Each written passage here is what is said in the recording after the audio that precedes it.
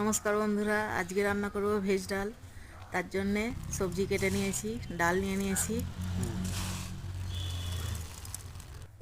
ডালটা একটু ভেজে নেব। তেলের মধ্যে দিয়ে দিচ্ছি ডাল। ডাল ভাজা হয়ে গেছে, এবার জল দিয়ে দেবো।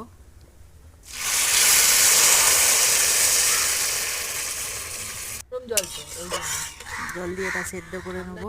ডাল সেদ্ধ হয়ে গেছে, এবার এইগুলো ভেজে নেব। সবজিগুলো সব ভেজে নিচ্ছি।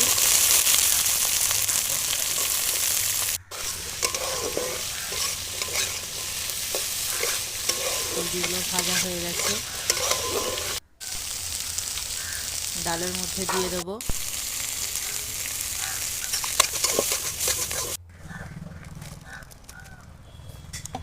ভাজা সবজিগুলো ডালের মধ্যে দিয়ে দিচ্ছি।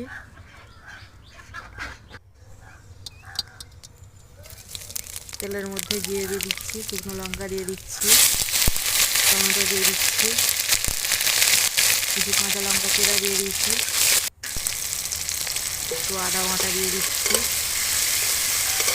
দিয়ে একটু মশলাটা কষিয়ে নেব। কষানো হয়ে গেছে, ডাল ঢেলে দিচ্ছি,